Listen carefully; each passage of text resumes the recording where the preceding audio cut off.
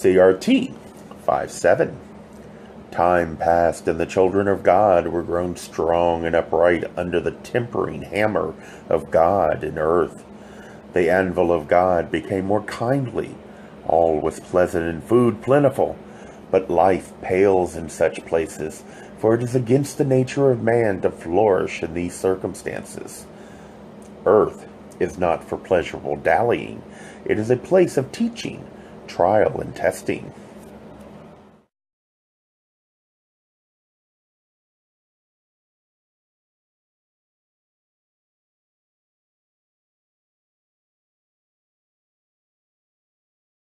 Questions.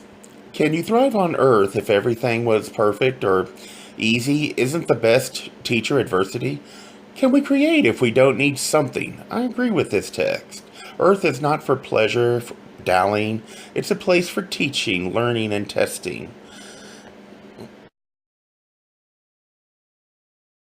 If you give a man a fish, he eats once. If you teach a man to fish, he can feed himself and therefore be self-sufficient.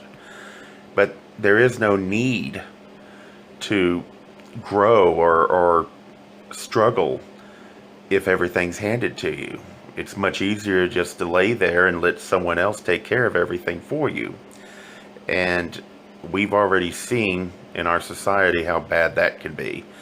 So I think this is very important to continue.